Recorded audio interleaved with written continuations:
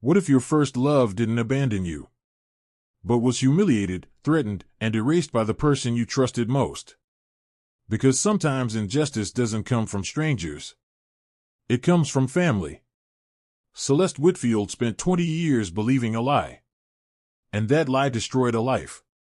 Celeste Whitfield stood frozen in her corner office on the 50th floor of Whitfield Global, her fingers gripping a resume she had already read twice. Outside the glass, Chicago stretched endlessly, powerful, indifferent. At 38, she was the youngest CEO in the company's history. Precise. Controlled. Untouchable. A woman who had learned very early that emotions were liabilities. Her eyes were not on the credentials. They were locked on the photograph. Sterling Hayes. The name alone knocked the air from her chest. In a single breath, 20 years collapsed into memory. A summer when she was 18, when love felt simple, when she still believed that choosing someone was enough to keep them. Before power intervened. A soft knock cut through the silence. Monica Ferraro stepped in, tablet held tightly against her chest.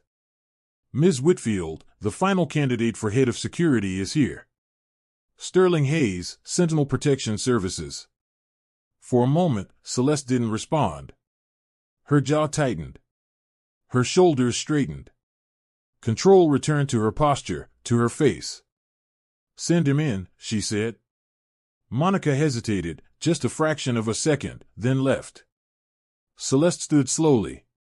She reminded herself who she was now. A CEO. A decision maker. A woman who did not look back. The door opened. Footsteps followed. Slow. Measured. Familiar in a way that made her pulse spike. She didn't turn.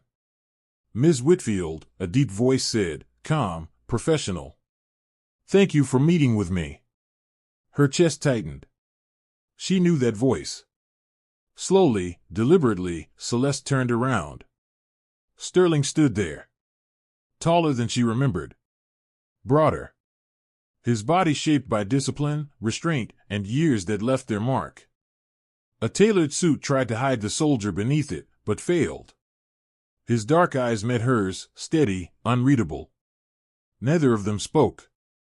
Because both of them understood. This was not coincidence. This was confrontation.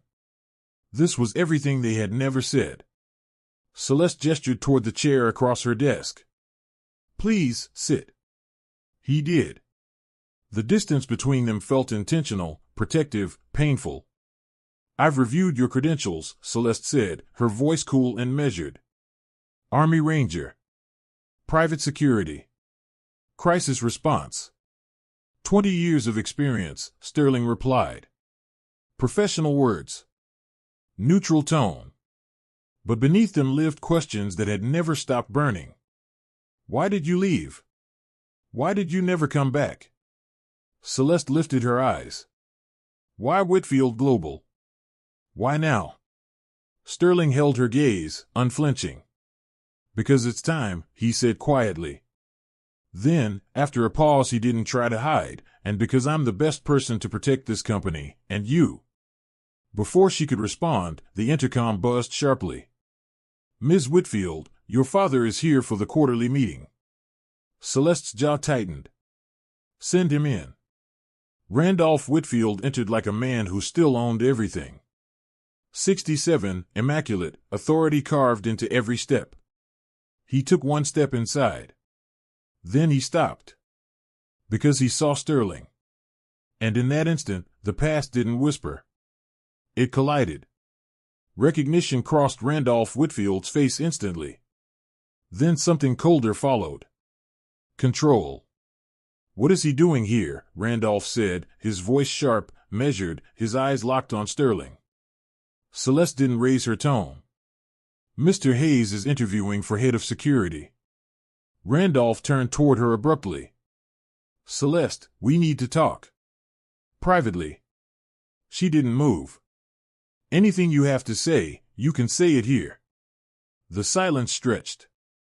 "You cannot hire this man," Randolph said. It wasn't concern. It was command. Celeste leaned back slightly. Not after what you did, Father. After you forced him out of my life. After you made me believe he chose money over me. Sterling spoke for the first time, his voice calm but unyielding. You told her I took money. Randolph didn't answer.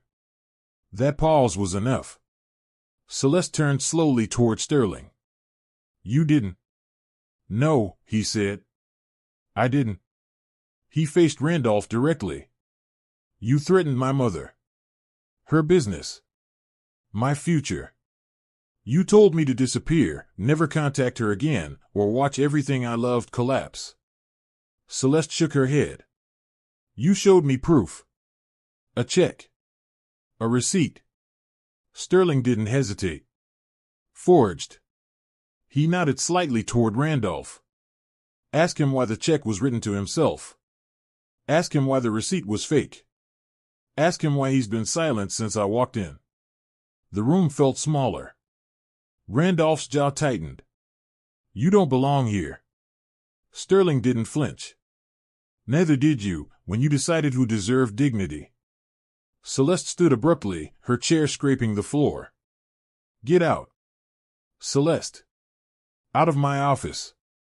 Out of this building. Do not come back unless I call you. Randolph's eyes flicked to Sterling, filled with restrained fury, then he turned and left. The door closed. The sound echoed longer than it should have. 20 years of lies rushed back into the space between them. Celeste spoke quietly. I believed you betrayed me. Sterling didn't soften the truth. I know. Her voice trembled. I hated you. For surviving without me. I hated myself, he replied, for obeying him. She swallowed hard. Then why come back now? Sterling met her eyes. No hesitation. No defensiveness. Because I heard you were in danger. Celeste frowned. What kind of danger? Sterling answered without lowering his voice. The kind that doesn't come from outside. A beat. The kind that starts inside your own walls. And in that moment, it was clear. The past wasn't finished. It was active.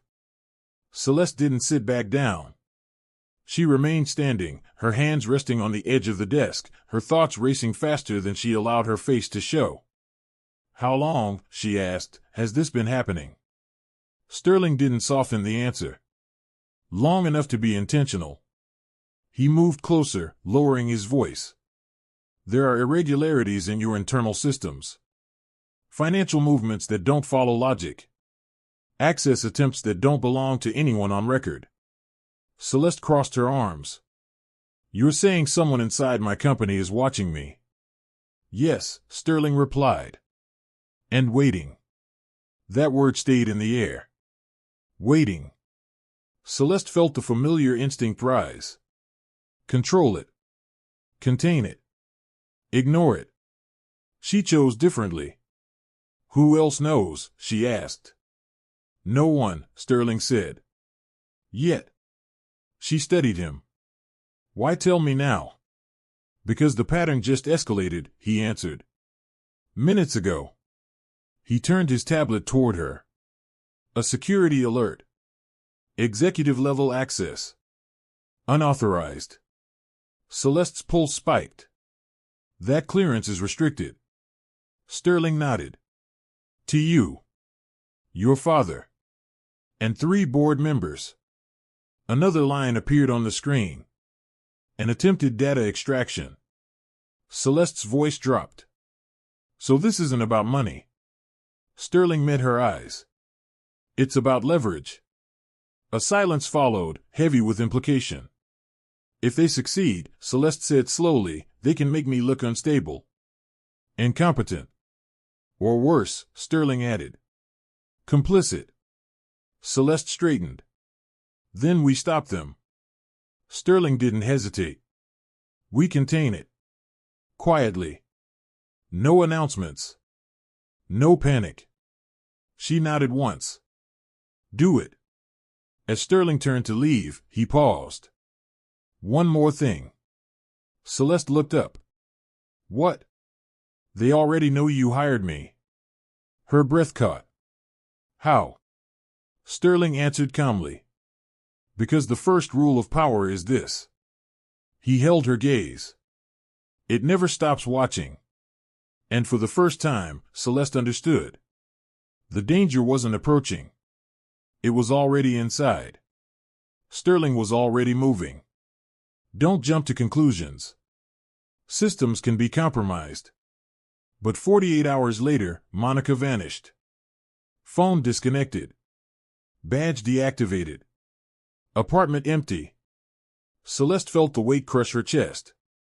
She was with me every day. That's how the best infiltrations work, Sterling replied. Trust first. Betrayal later. Law enforcement stepped in. Interviews. Questions. Delays. Sterling followed a different trail. Late one night, he traced an encrypted transfer to a shell company. The final beneficiary appeared on screen. Randolph Whitfield. Celeste stared. My father is stealing from his own company. He's destabilizing you, Sterling said. If you look incompetent, the board removes you. And Monica. Paid to open doors. Then silenced. An email arrived. Automated. Scheduled. A confession. Accounts. Names. And one final message. I'm sorry. I didn't want this. He said you'd be safe. Celeste's hands trembled. This isn't your fault, Sterling said quietly. She looked at him. It always is, when I underestimate him. The emergency board meeting was brutal. Randolph entered confident, still believing he held power. Celeste spoke calmly.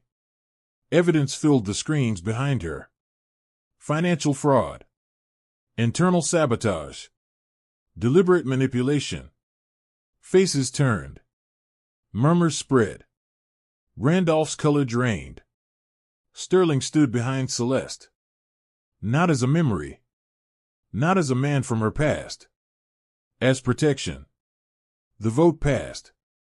Randolph Whitfield was removed from the board and reported to authorities. Celeste didn't celebrate. She looked at Sterling. It's over. He shook his head slightly. No. Now comes the hard part. The hard part arrived quietly. No sirens. No applause. Just heavier mornings and nights that refused to end.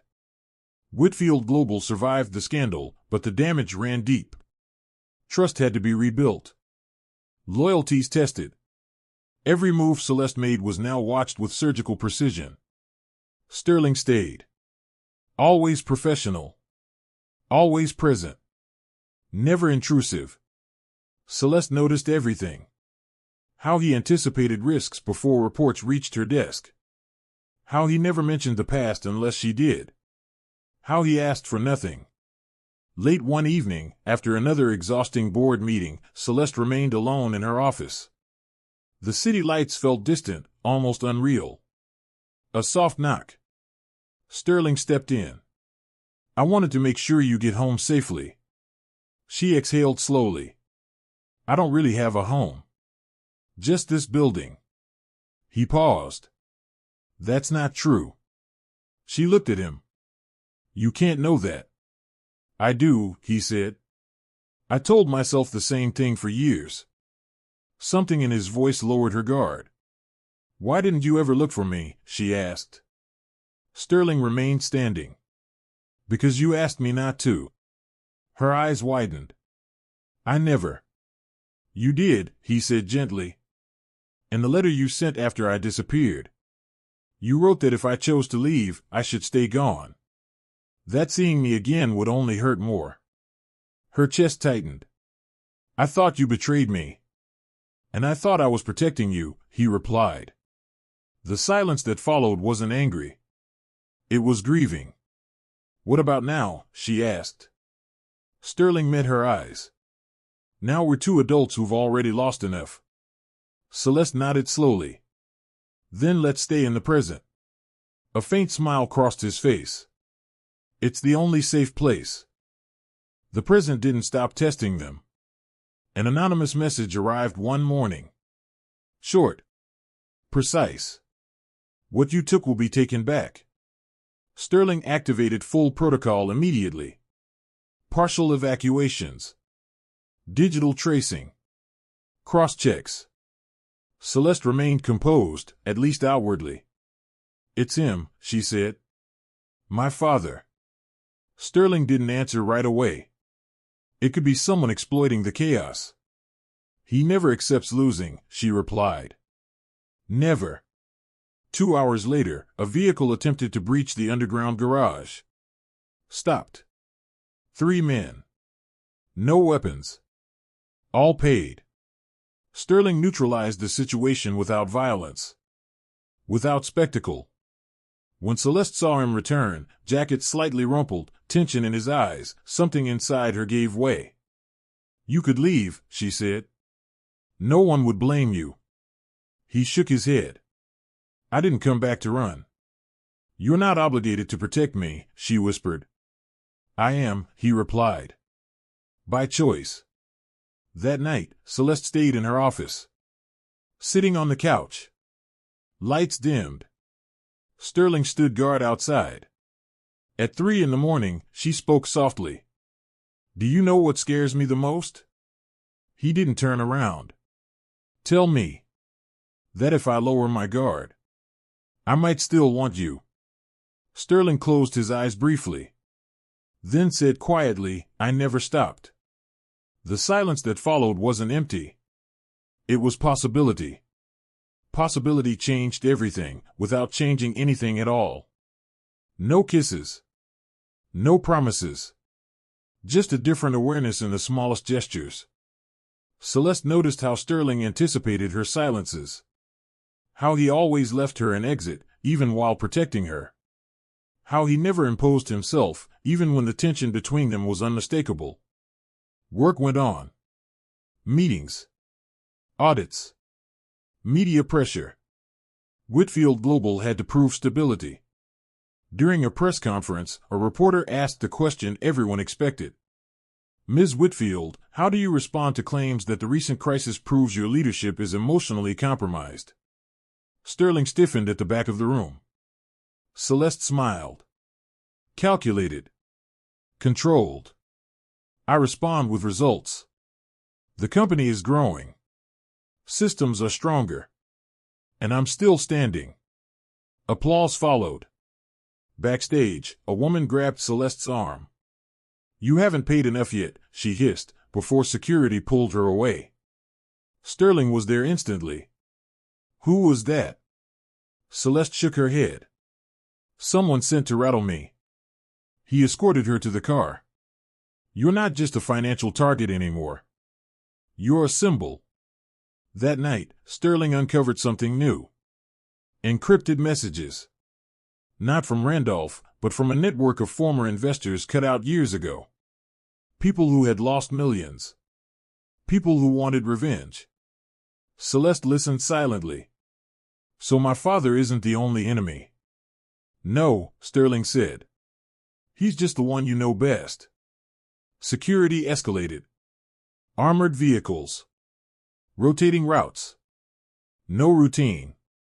And in the middle of all that, Celeste felt more exposed than ever. One night, after another briefing, she broke. I'm tired of being strong. Sterling didn't move. Then don't be. Not here. She looked at him. And if I fall? I'll hold you, he said. Celeste rested her head against his chest. She didn't cry. She breathed. For the first time in 20 years. The collapse didn't last. But the bond did. They never spoke about the future. They didn't need to. Every day they chose to stay was already a decision. Then the threat turned personal. A package arrived. No sender. No demands. Inside, an old photograph. Celeste at 18. Sterling beside his bike, newspapers slung over his shoulder. Smiling. Unaware. Sterling's face went pale. This comes from someone who knows. Celeste felt the cold spread. They don't want money. No, he said. They want you to break. Sterling reinforced the perimeter, but he knew defense alone wouldn't be enough. He identified the leader. Walter Klein. A former partner. Obsessed with the Whitfield name. Known for destroying lives quietly. The trap was simple. A fake transfer. A controlled leak. Klein took the bait. Police raids followed. Multiple arrests. Overwhelming evidence. When it was over, Celeste sat alone in the empty boardroom. It's really over, she said. Sterling nodded. Yes. She looked up. And now? He hesitated, not from fear, but respect. Now I can stop being only your shield. Celeste stood slowly. And what do you want to be? Sterling met her eyes, unguarded.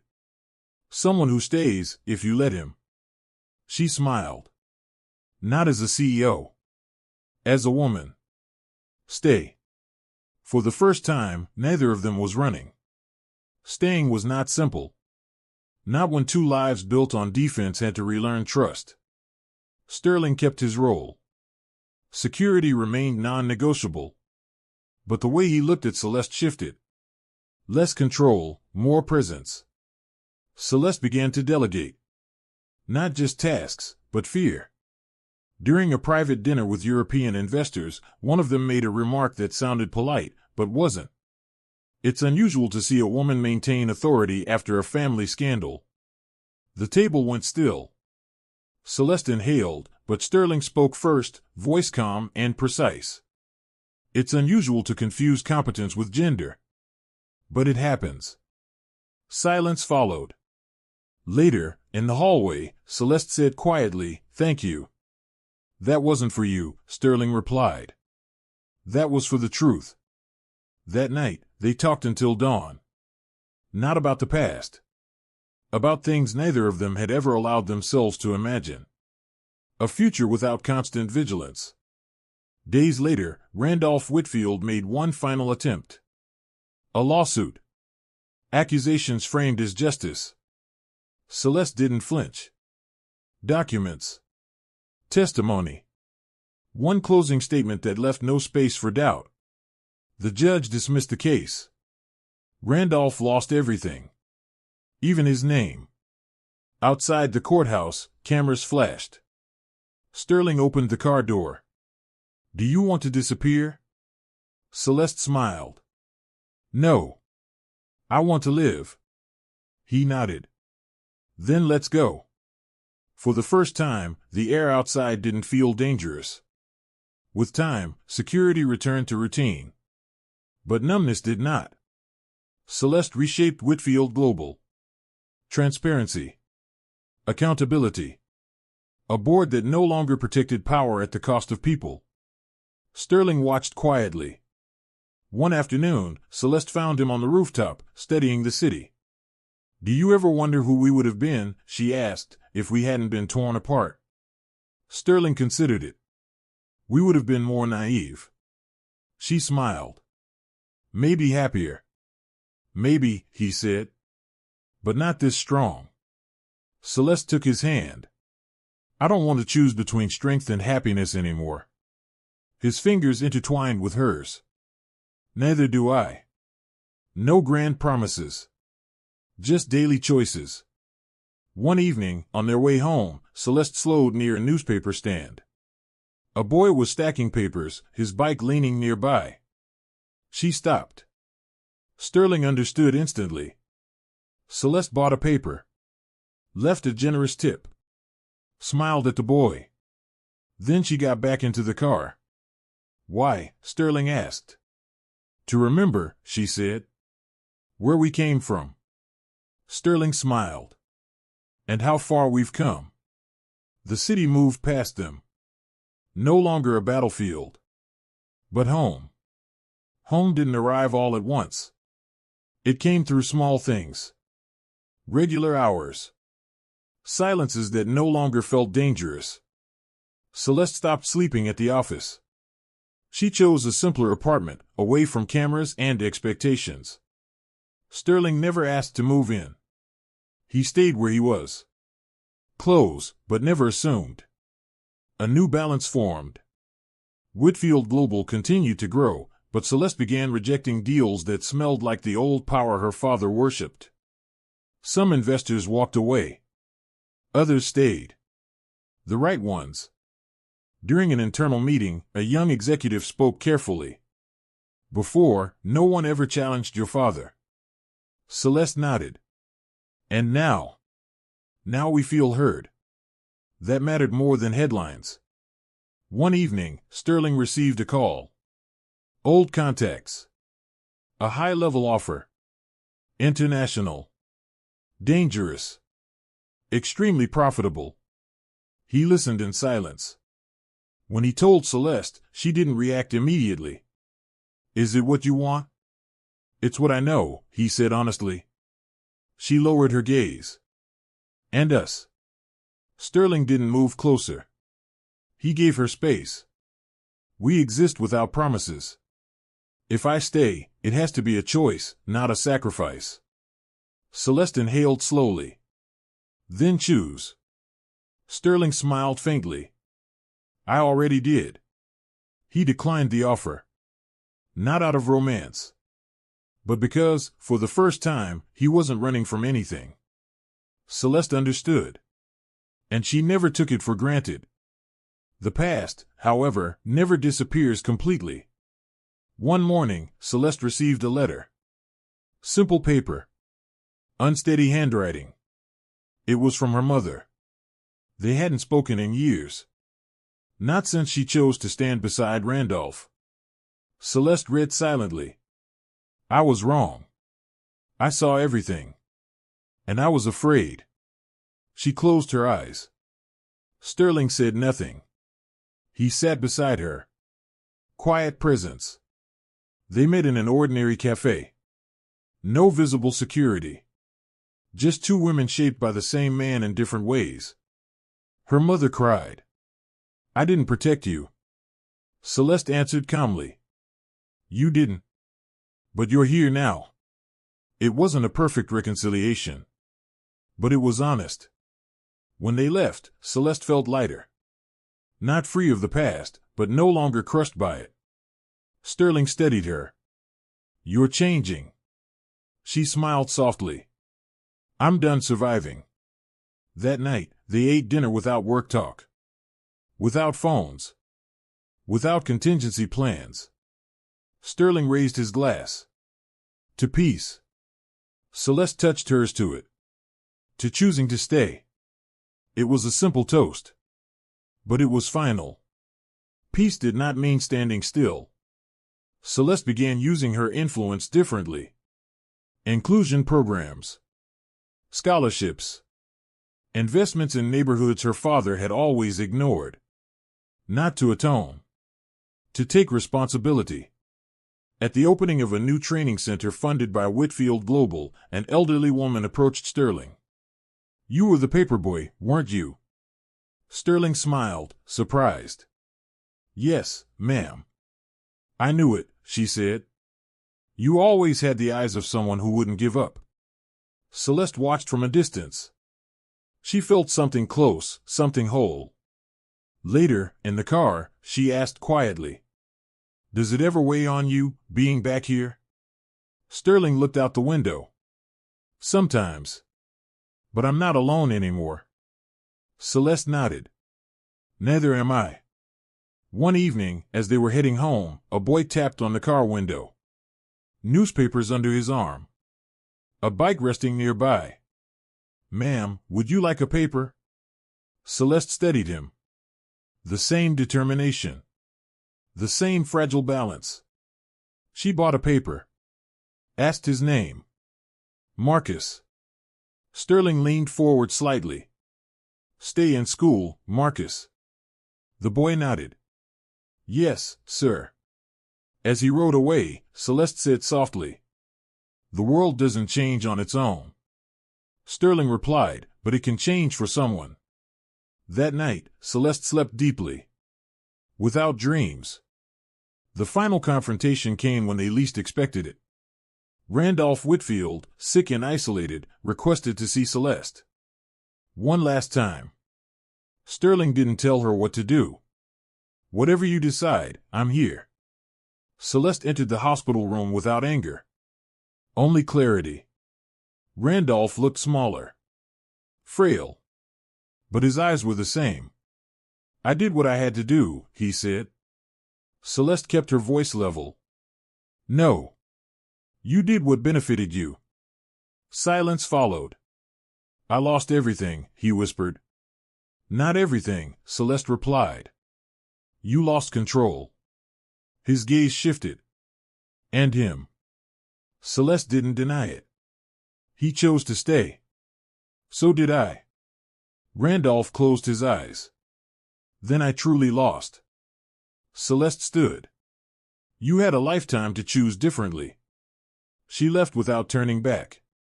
Sterling waited in the hallway. He didn't ask questions. Celeste took his hand. It's really over. Sterling nodded. Yes. And for the first time, those words carried no fear. After that meeting, life didn't suddenly become easy. But it became honest. Celeste no longer lived in reaction mode. She stopped anticipating disasters that never came. The company stabilized, not through fear, but through structure and trust. Sterling remained vigilant, but less tense. His posture softened. His nights grew quieter. One evening, as they walked through a community center funded by Whitfield Global, a young woman approached Celeste. I just wanted to say thank you, she said. This place gave me a second chance. Celeste smiled, genuinely. You earned it. Sterling watched the exchange. Later, he said quietly, you're changing lives. Celeste shook her head. I'm just opening doors that should have never been closed. They sat outside afterward, no security in sight. Just street lights and distant traffic. Sterling spoke first. I used to believe survival was enough. Celeste looked at him. And now? Now I believe in building something that lasts. She reached for his hand. Together. He squeezed it gently. No words needed. For the first time, the future didn't feel like a threat. Years later, the story would be told differently. Not as a scandal. Not as a power struggle. But as a turning point. Whitfield Global became known not for its founder, but for its culture. Transparency. Inclusion. Accountability. Celeste Whitfield was no longer introduced as Randolph's daughter. She was introduced as herself. Sterling Hayes eventually stepped back from active security. Not because he was tired, but because the world no longer required armor every day. One morning, they passed a newspaper stand together. A different boy this time. Same bike. Same early hour. Celeste stopped. Bought a paper. Smiled. Sterling watched her. You still remember? She nodded. I always will. They walked on, side by side, unguarded. Not because danger disappeared, but because they no longer lived in fear of it. Some stories end with revenge. This one ended with choice. And that made all the difference.